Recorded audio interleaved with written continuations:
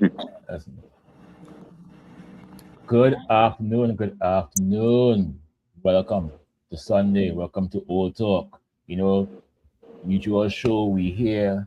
We have a little libations, a little celebrations because today's a good day. Today's a good weekend. We We beat Man still City. hangover from that win 2 No, 0. let me do my intro first. Oh gosh, no, please. We here. We still we know we here. We celebrating. We still outside. We beat Man City 2-0. Derby, Carrick first game, Carrick on fire, Pep in a mess, and it's just good to be a fan today. But I am here with the crew, Jonathan, and I'm here with Mr. Worldwide, Miss Devin. All right, how you guys doing today, man? Relieved, happy, joyous. It's Right. nice to actually be able to sit down and have a drink with you all and actually be in a good mood for once. We still hangover from yesterday, Robbie. We still hangover. Robert, man. Right. Well, right. So This- here we're going, right? I'm gonna come out and say something very controversial, right? And this will be my only negative thing for the whole show. And then from here on down is niceness and vibes. As much as I loved beating Man City, we pumped Man City. We beat them for the first time in years. This was a good beating. A small part of me is upset because we gave Arsenal the league. A small part of me is upset because we gave Arsenal the league. No, we What? did not.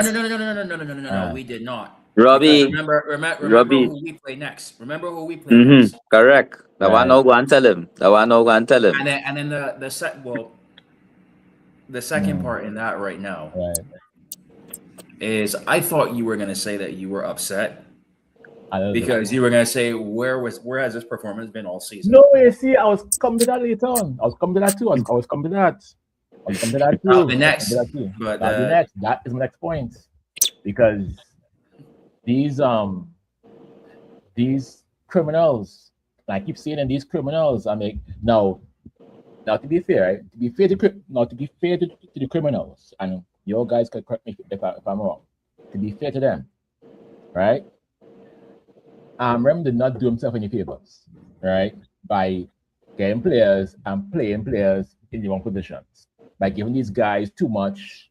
I feel like these boys are in primary school, and I remember was teaching university third year physics. And these boys only now learning ABC, XYZ. You know what I mean? So maybe it was the football was too high for them. I don't know.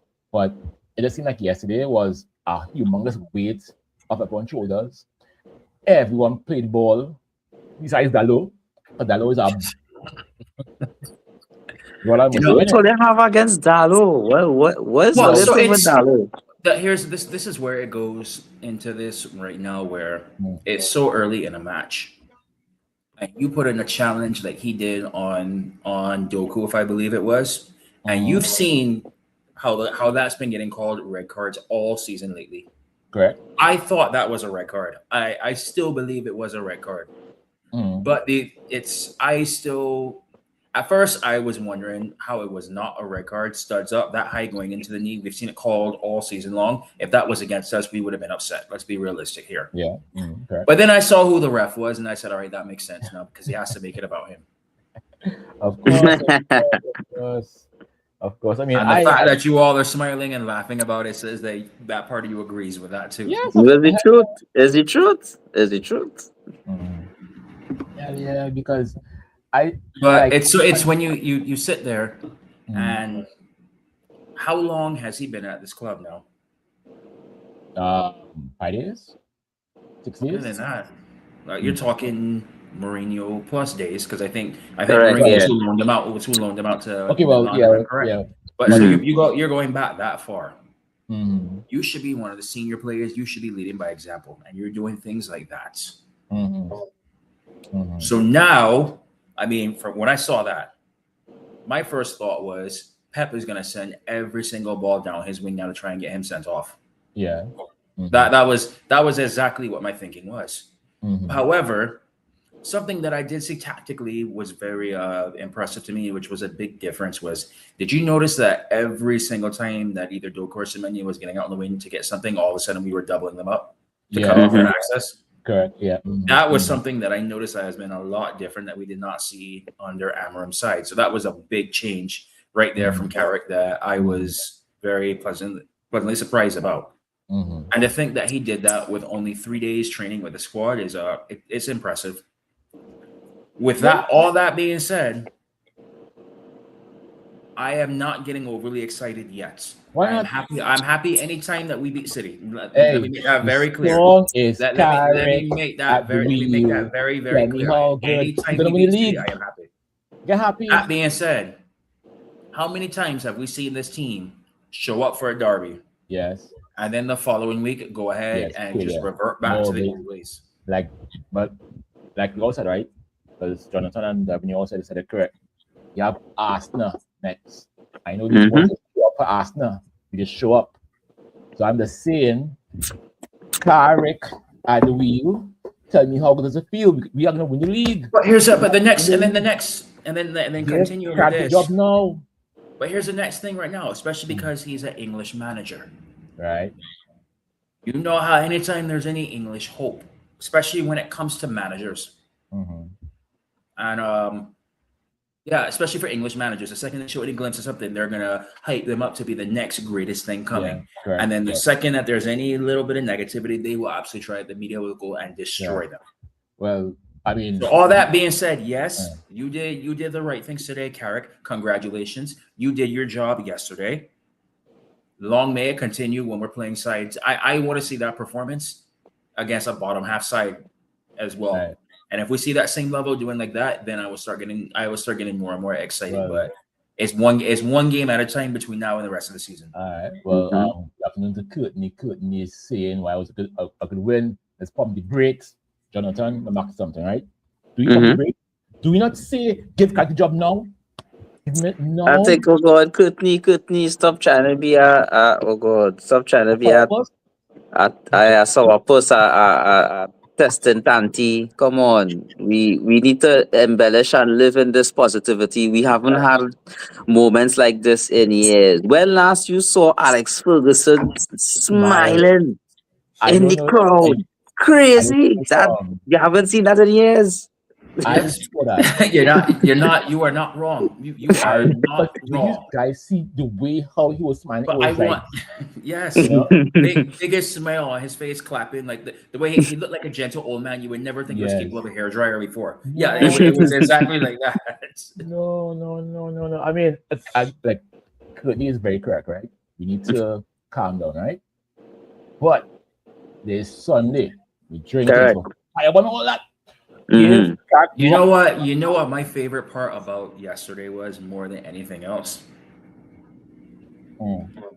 There was a certain man that transferred in from a certain French club who we knocked out in one of the most dramatic comebacks ever in European history. Correct. And the man made all this hype coming in about how he was going to Man City to destroy us as revenge for that because of how he felt and whatnot. He comes on the pitch and we score both our goals. But there was a specific moment where if anybody here is familiar with rondo drills. I'm not. And he was I guess it was a man that was stuck in the rondo. Yes. And then I think it was another not the British media, but there's a nice clip going around of Cunha Bruno, Lucia, Cunha Bruno, just passing back and forth and yes, it was the man in the middle. Yes. Yeah, they were not gonna try to wrong him. Yeah, correct. That to me will be my favorite moment right there. Again, I asked the question: where was this for the last 18 months? Because you can't tell me that these guys don't know how to. And then you know what? This is where I actually, as much as I was very Amram in on this. Did you see what happened when he played Bruno in his natural position? Correct. That's what I'm saying. Yes. And not just Bruno, the rest of the team looked so much more comfortable in their respective positions that it looked like a totally new, brand new Team. showroom Manchester United Football Club. It looked like a whole new team. We didn't buy anybody. Everyone was there Correct. from the get go. Is Dogu a left back or a reincarnation of Ronaldo on the left? He's a winger. He is like, you remember when we had Nani? Yes. He was He is there like a yesterday Nani. too. Yeah. He was there like Nani too. yesterday. Basically, he played exactly like what Nani would play because if you look closely, he was swapping wings and thing, right? So it had points of the game he was on the right wing. It had points of the game he was on the left wing. He was swapping wings and Now, the classic Alex Ferguson styling. now, one thing that I also believe that was very much to our advantage as well was City's backline was very decimated as well too, and they didn't have a lot of experience in that side. And the other thing that I also think that helps is because they're playing so many games a season, they have to rotate out. That being said, Licha, happy birthday, by the way. But excellent job keeping a certain man in your pocket all match long to the point where he had to come off. Well, honestly, they saw I bring back the whiteboard, right? Yes. So I want to get into that after in terms of how I want to point out some of the mistakes that the defense made and some of the positive notes that we could take away from the difference in Carrick's management as opposed to Anarim. So we will stay on the high notes right now and talk about the niceness of the game. But you know me when I go to my whiteboard, it's all about tactics and seriousness. So let me stay in a good mood for now, and then we will switch to that in probably the next 10-20 minutes. Yeah. No worries. But I a don't know if special shout out has to be given to Licha for that. Of course, Because he stopped who is, well, I would say not even arguably, that is the top forward, the top striker in the world. Haaland, And he yeah. held it, and he held him to the point where he had to be subbed off. Yeah. Because I saw the clip with Paul Scholes and who's the other guy? What's his name? Nicky Yeah, Butt. Nicky Butt. And they were laughing and saying how Haaland will pick him up like a piece of luggage and carry him around. Yes, I saw that. Yeah. In my mind, I'm like, Did you see his reaction after the match where he was mocking it when he was walking around the pitch? no. Yeah, I saw that. Yes. I didn't see it. But what kind of people are you, right? Correct me if I'm wrong, right? Correct me if I'm wrong. But then Paul Scholes and Nicky Butt both play for this team.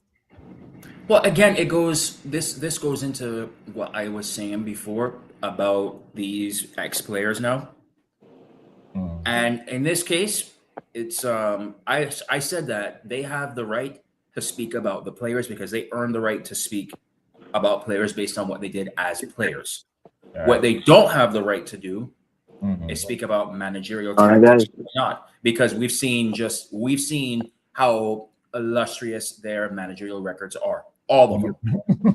Yeah. And so my whole thing is, since you know so much about this club and coaching tactics and the United DNA, why aren't you getting a coaching job there in some aspect to help the club? Yes, sure. That is my mindset. And if you're not willing to do that, stop talking about it this way. Like that is where I'm at with them. And that takes away nothing from their legendary status as players. And I want to make that clear as well. No, correct. Because I mean, I think they be trying too hard right now. At this point in time, I think they be trying too hard to.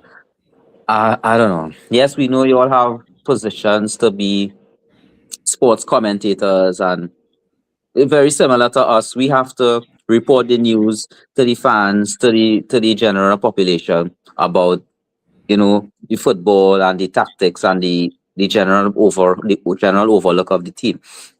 But I think they try too hard to stand out. Yes, we know you all are legends of the team. I wouldn't really call Nicky Butt a legend of Manchester. He had a very short stint with us. But Scholes for sure was a legend, and we will never take away what he did for the club. But in terms of some of the commentary that they be coming across with, they need to kind of tone it down a little bit, in my opinion. Yeah, because I just find it just too much, because it's like, where is this? No, I get, right. You gotta be neutral. This is your own personal podcast, and you choose to laugh at our players. I mean, it's like, what more? It's like, how much more can you pile on these guys? And the fact, right, that Licha went. Now, I'm put Holland in his pocket for the whole game. I loved it.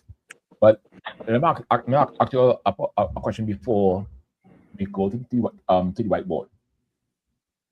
If you took that side from 99 that won the treble, right, and you put them against Man City with Haaland, do you honestly believe, right, that Nicky Butt, who was a defender, by the way, right, could do anything to Haaland?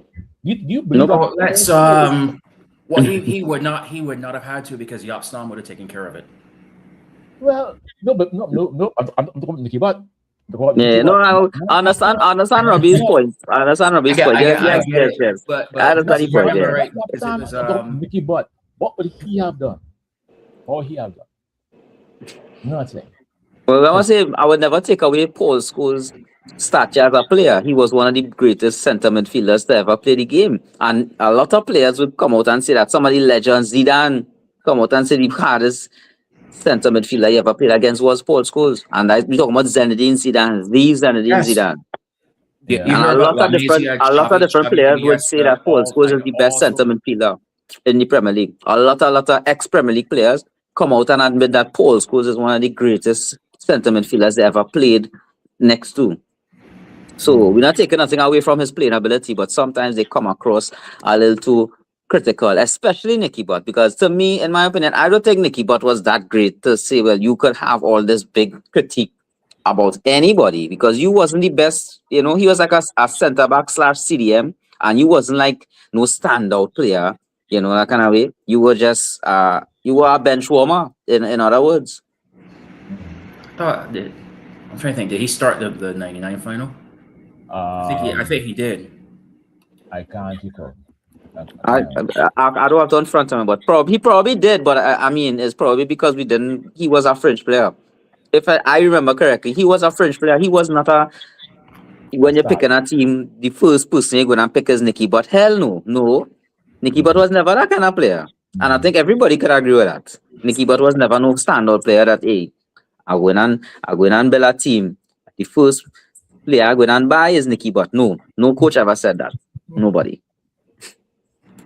Oh God! All right, well. I was just trying to think, because, like, to me, like, I put Nicky Butt in the category of the John O'Shea's. Yeah, a great player for Correct. us. French players. I call them great player, but I would not say legend status. Correct. French player. That's the players who, rotation players. But then it's hard for me, because it's like, is Ji-Sung Park a legend? Yeah, but again, he's a French player as well. So that's where it's hard. That's where you had to place him. Correct.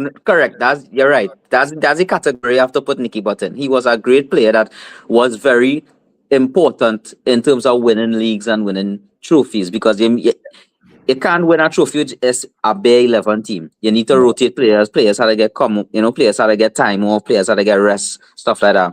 Nicky Butt was one of those guys. John O'Shea was one of those guys. Wes Brown was one of those guys. Correct. Louis Saha, Yeah. Ole Gunnar Solskjaer.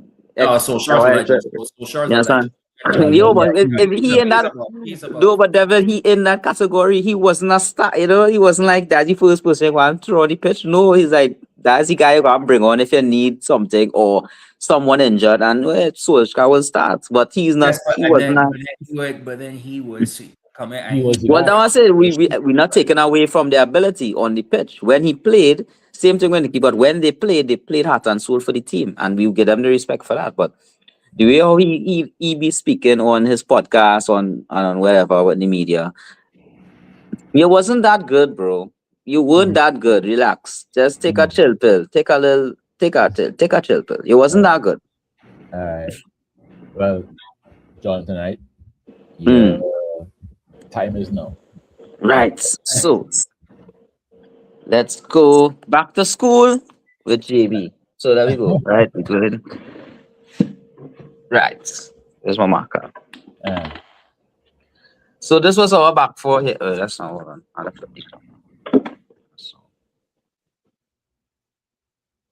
I put this camera. No. That's all, guys. Nah, man, is that failure, Right. man? There we go. Right. I'm back. Right. Good. So we there, right? Right. So this is our back four here. Right. Left back, of course, was Shaw. Right. I think Shaw was great today. Well, yesterday, sorry. He contained the back line, played good positioning to allow Durugu, which was left wing, to give him the freedom to do what he did in that game. And as you saw, he had a lot of freedom in that game. He made runs like this in the middle here. Bruno was able to come all the way here. Bueno, of course, my player of the match. I don't know who you all would have considered Ole player of the match. I think Bueno kind of deserves it. You think so? Well, yeah. Bruno was good too. Bruno was like my second. He was like my number 2. Right? And I want to point out especially, I be very critical of the defenders. I don't have much critique on Lisandro Martinez and Maguire. Harry is my boy, so I don't have no critique on Harry Maguire. I think Harry Maguire was excellent yesterday. Lisandro Martinez, I think he could have been coming forward a little more, but I think they were not giving Haaland any space. So Martinez was basically, this was Haaland here, this was Martinez here. He didn't give Haaland any space to maneuver. If you check out, I think Haaland had like 5 touches in that whole game or something like that. If you can check it back, I think it was less than 10 touches he had in that game, which is crazy.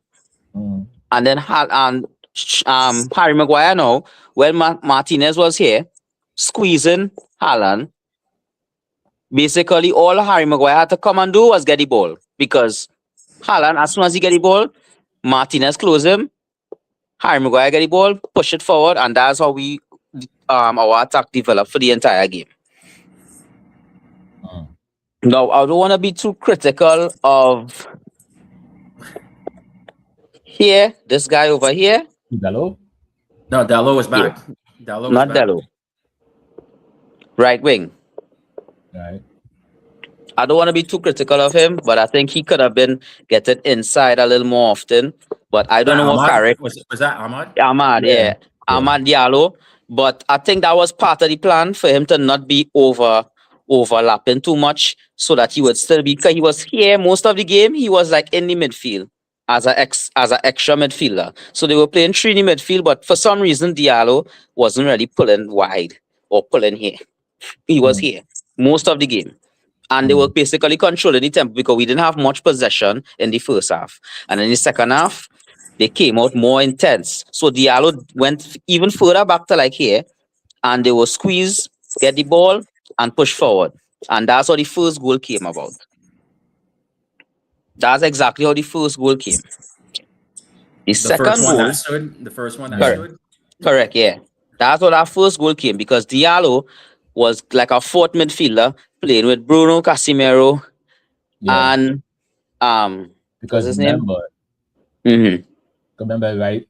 When they had no ball, it was a 4-4-2, Correct.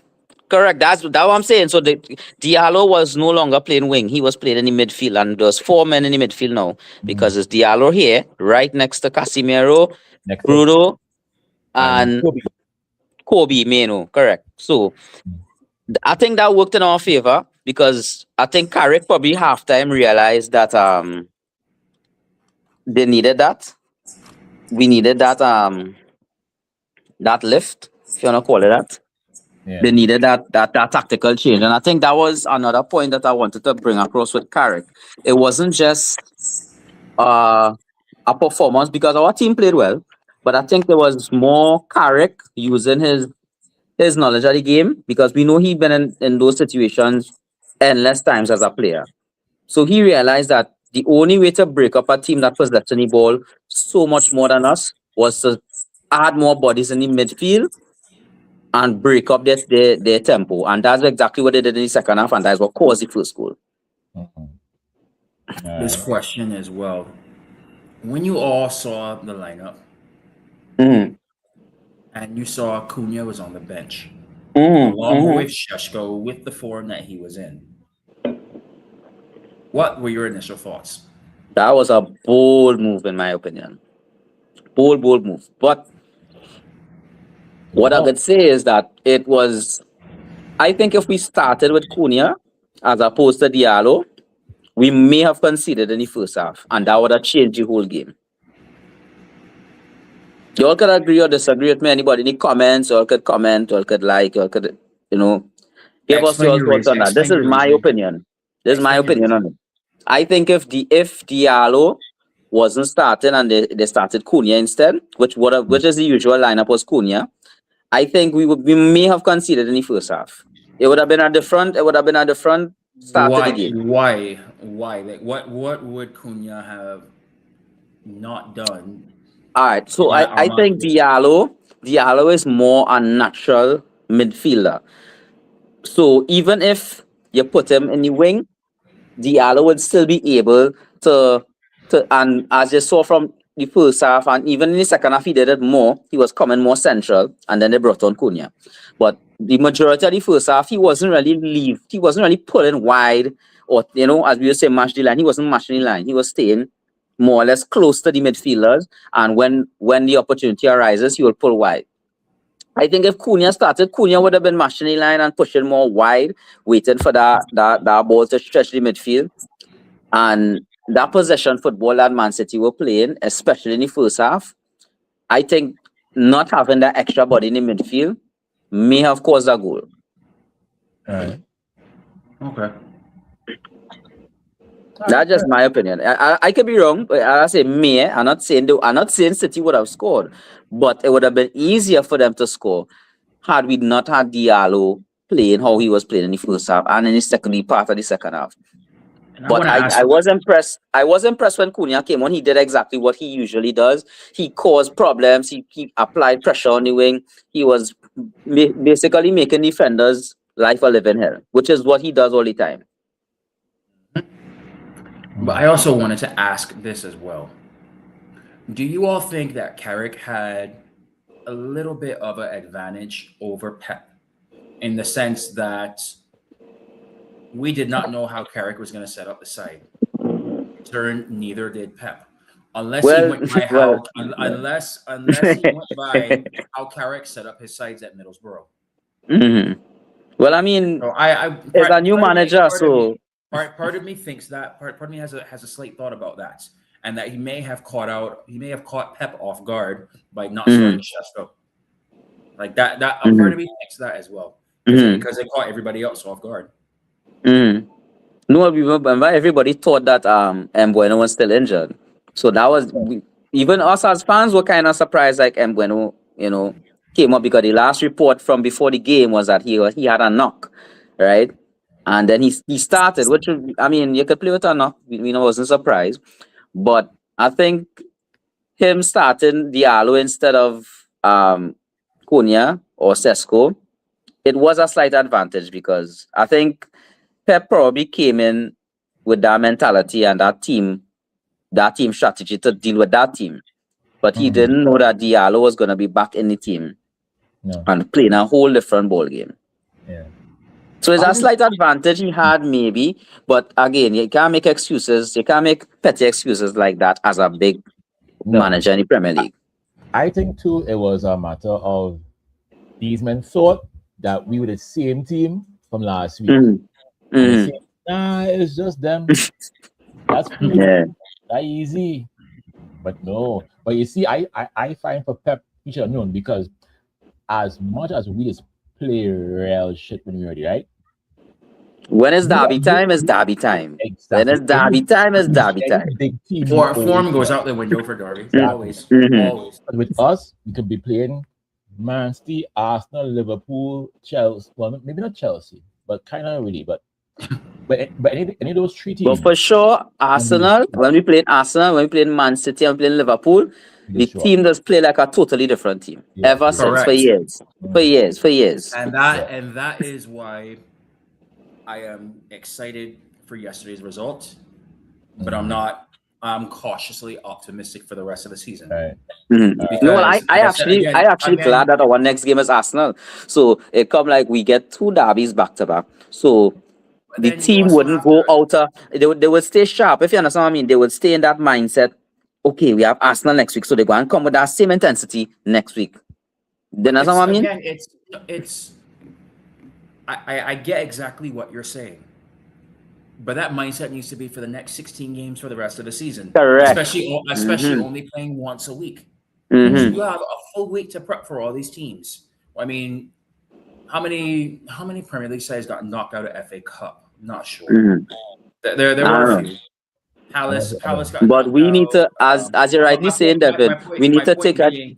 My point being is, the majority of the sides are going to be playing more than once a week. So we have all that time to recover, to get ready, study the team, and also get ready for that. Well, these other sides, they have matches midweek they got to prep for. Correct. As well. So we should. That's it, Devin. Yeah, I agree with what you're saying, Devin. I agree with what you're saying. Again, it's when we play a side that's in the bottom half, that's not one of these quote big clubs. Yeah, I expect that same level, and I don't trust the side yet. And I don't trust the side yet. Too many times I've been burned by this side from that. No, but my whole mindset, I see after yesterday, my whole mindset changed. I ain't see a back in my kit. When last all they saw me come on the show and I stopped doing the show with my jersey. I took off my team jersey. I stopped wearing it. I start back wearing it now. I start back to wear it now because now is a time to feel proud to be a United fan. And as you rightfully said, the other teams that play in Premier League week in, week out now will be playing sometimes 2 games a week. So now is the time to capitalize on that because we have nothing else to play for, It's literally do or die. Yeah, I think if at top 4, the only thing we can really salvage this season is a top 4. And that is from there. Nah, top 4 only. And that's from there is the only way we can rebuild the team properly. So granted that, all right, Carrick will be out or they might extend them or whatever. But once we make a top 4, we will be able to attract proper players to fill the little spaces that the team currently has. We have a few vacancies in the team that we need.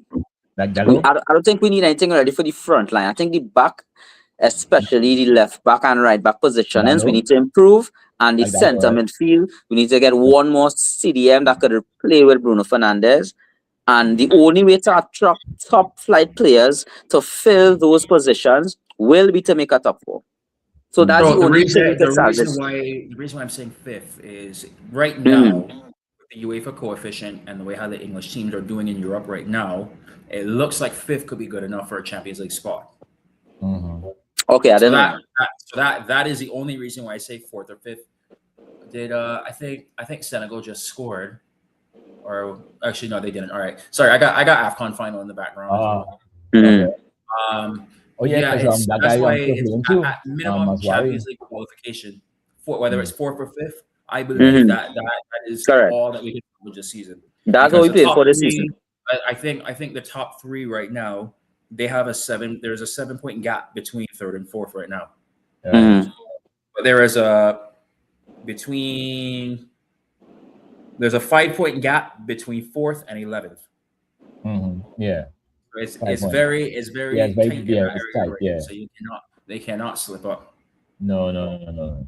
But we have Arsenal next. Now, hold on, that's what I'm going to pull up. That one not pulling up here. Hold on. Are we allowed, right? No, I saw, right, the Arsenal fans became Manchester fans for one day. These guys were happy in the streets because we beat Man City, right? Now, what I want for my team to do is to go to Arsenal and hit them 4.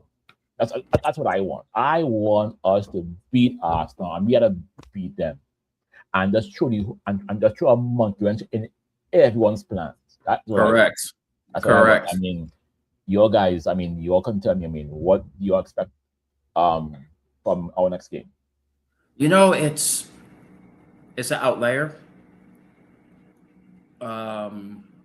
Because the advantage Carrick had over Pep that I was saying before, I personally believe it was an advantage where they didn't know how we were going to set up. That is now out the window. Right. But it also comes back into the fact that I think Arsenal are getting a lot of their players fit again now. So that's an advantage for them. That being said, Gyökeres is not hitting the ground like they thought he was going to. No. And have you all noticed that there's something where it's like Saka and Gyökeres aren't playing at the same times? Yeah. So they have that going as well. I don't know who they're playing in Champions League, but because we play them on a Sunday, I am assuming that means that they're playing on the Wednesday for Champions League. Yeah, because I think they still play in the group, well, the group stage, I guess. So, I mean, I think. Yeah, let me look it up now and see who their next game is. They have they play Tuesday against Inter. Yeah. Yeah, so they're definitely going to have one eye. They're going to have one eye on that game, but I think they would definitely want to win, the league game against us because of how crucial that game is in terms of for their Premier League campaign. But I gotta see, depending on where they are in the Champions League table. Like I don't know if they've qualified already for the next round or not. Because if they have, that means they could rest players for our game. Yeah. They could. They could because I know the last 2 games they drew, right? And I know their fans are not too happy because they could have been 9 cleared today. But I realized, they actually are top of the Champions League standings. All right. They have 18 points from 6 matches. And I believe Man City up in Wolves the day before. All right. Now, if Wolves, by some miracle of fate, hold Man City to a draw, right? Which I hope not. I hope Man City beat them. But I want us to go to the Emirates and end that streak. See that home game streak that they have, it has to end, and we have to do it the same way back in what year was that? I think it was talking about 49, the 49 undefeated that we ended. Yes, and we just ended. Yes, that's what I want us to come there again and just end them. I think that was 01 or 02, I think. Yeah. We have to do it. We have to do it because it is in our DNA. It does make me sick. I actually really think the only way they're gonna hurt us is with their set pieces. Yeah. But with Maguire coming back. Mm-hmm. So there's some discipline, there's some leadership in the back line that can help. Okay. I don't know when De Ligt is supposed to be back. I don't know. Yeah, I don't know. But that to me is the biggest threat that I see from them is their set pieces, because I don't believe their forward line is operating as well as it should be. No. That being said, Gabriel is apparently more of a striker than Gyökeres, and he's a good defender as well. So yeah, baffling. So that's gonna be a threat as well. Because I know Martinelli isn't doing that well. Saka for some reason not doing well. I mean the team. Yeah, the only one who's doing really well for them right now I can see is Declan Rice. Yes, and I think between Cassie and Kobe, they had to deal with him. Because I think if we can deal with Rice, I think because if you had asked me last week, Robert, will you take a draw? I would say hands up, sure, draw. But you see, after yesterday, and I know Courtney said don't get carried away, but I'm sorry. I saw my boys play. You know what it is? Because you know, right? Sunday, every Manchester fan, every single one of us was happy. Yes. It didn't matter where you fell. If you were Amram in, Amram out, play FC, man, GFC. It didn't matter. We all were just happy. You know, what I mean. So I I I want. I am being greedy, and I want to win. I want to win, and I want a big 2-0 win. I don't care the score line. I just want to win. Yeah, I mean, I want to win. Jonathan, I mean, what do you think will happen for next year? But you put him on the spot there. Yeah, But like yeah, you so want. while we wait on him, it's Uh, gonna be one of those where, do you remember, as I mentioned G-Sun part earlier in the show, where it was like Fergie basically told him when they were playing against Milan that his only job the entire match was Pirlo. yes, correct. You remember that? Yeah. And basically shut down Pirlo for the entire game. Correct. We correct. need somebody to do that on Declan Rice. Correct. Or if you want another example of it, Ander do you Herrera. remember Ander Herrera when he did it to Alexis Sanchez and Eden Hazard? Yeah. That is what we need. If we Correct, do correct, that, if we do that, and we can give them as minimal set pieces as possible, like it's gonna be one of those where you got to try as hard as you can to not concede corners. I mean, obviously, I know there's times where you don't have a choice, but if you can severely limit them and cut off Declan Rice's service, I actually think that we realistically can win it. Okay. Well, cool. Well, I mean, people, it was nice. Jonathan, I'm back inside. I know Devin have to Oh, sorry about that. Disconnected there, guys. Sorry about that. no problem. Yeah. Well, Devin, before you leave, Jonathan, let's give us your quick score prediction for Arsenal on Sunday. I think 2-1 is a fair score to expect.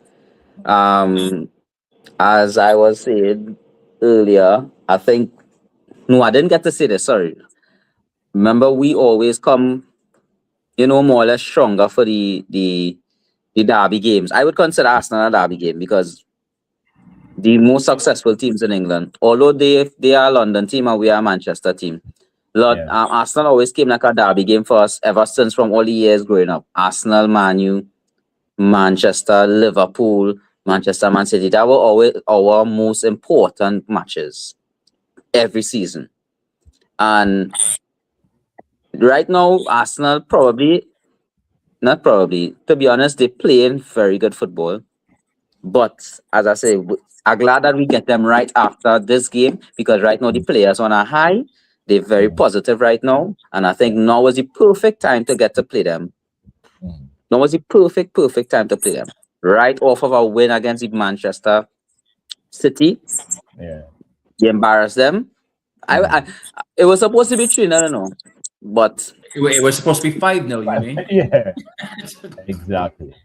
Yeah, that's that goal, I find I was really close for offside. I mean, if it didn't have VAR and all that crap, that would have been a goal. Like I mean, that would have been a goal. I have one issue with Bruno's that was ruled back. Why did it take the linesman so long after the ball was in the back of the net? Correct. Yeah. Correct. Like I get it. They say let the play run out. Okay, fine, to see if it goes in the back of the net. But as soon as it's in the back of the net, go raise the flag. Call it. Bruno, he scored. Bruno looked at the linesman, didn't do anything. He celebrates it. Also, the linesman's like, "Oh yeah, I forgot." Here. Yeah. It was like a conspiracy. Yeah. Like a conspirary. Sorry, that was my rant on that. Sorry. I say back to what we were saying, Robbie. My prediction for next week Sunday, 2-1. I think we could beat them 2-1, and I don't think it will be realistic to think that we could keep a clean sheet against Arsenal right now at this point in time. But I'm not taking anything away from our defense. Huh? Their front line is struggling. Yeah. No, what do I say? But I mean, for a derby match, the same way that our players come out with 10 times more intensity, they will come out with 10 times more intensity as well. So it will be kind of unrealistic to think that we could keep them to a clean sheet.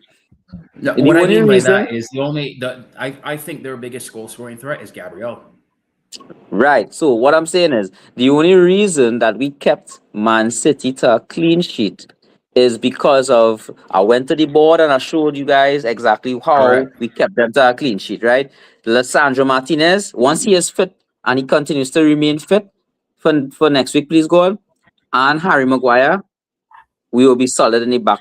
But the difference with Arsenal, I think, and I disagree with you to an extent, Devin, in terms of Arsenal only threat being Gabriel. I think they have No, no, so no, many no. different threats.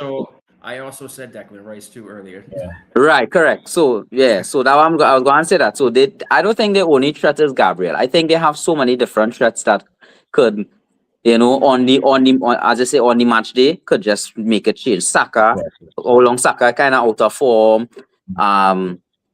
Declan Rice, Odegaard, Martinelli, all those guys kind of out of form to an extent, but that doesn't mean that they can strike form in a derby. That doesn't mean that they could strike that they could wait till the derby to strike form because they will have that intensity and they will be at home too. So they will come to try and win this game. I don't think they will try to play this game to draw with us. They will come to try and win this game, and we going to win too. So guess what? Winner takes all. We playing this game like a final. Let me the best man win. Every single match for the rest of the season should be that. Correct. That's how we're supposed to be single playing. one. Every Correct. single match from now until the end of the season because we have nothing else to play for. We have no FA Cup, we have no EFL Cup, we have no Champions League, we have no Europa League. We have nothing else to play for other than the league. Correct. Correct. So that's what these guys need to go with that mentality. And I think Carrick will be drilling that in their head. Whatever Carrick told them fellas halftime, they came out with even more intensity than in the first half. So I think they will try their best to win this Arsenal game. Right. And on that note, people, it was nice. We have come to the end of the show. Thanks very much for Devin and Jonathan for coming through. We are here every Sunday, libations in hand, win, lose or draw. We're here on a Sunday. 3:30, 4:30, around there, we will be here. But hey Robbie, where we going Sunday for the Arsenal game, boy? Dexter's or Rays? My house. I'll be home. I don't know all yet, but I can go. Yeah, I can go my house. Yeah, but maybe I don't know. Nah, we want to watch it by Dexter's, man. That's a big game. We go watch them. We want to watch it by Dexter's. You gotta get Dexter a little support too. You know that we brother. Yeah. That's not gonna figure it out. But to everyone else, make sure like, share, subscribe, comment. The usual. And for everyone on the channel and because Devin is here, Devin, you gotta come and take us out. So everybody's on a high right now. But you know what? It still goes back to what I always say. This club has literally risen from the ashes before in the past. So no matter what happens, we keep that red flag flying high. Correct. Because Man United will never die. Gentlemen, cheers to that. I like that one. I like that outro, David. I love it. Yes, people. Next time. Yeah.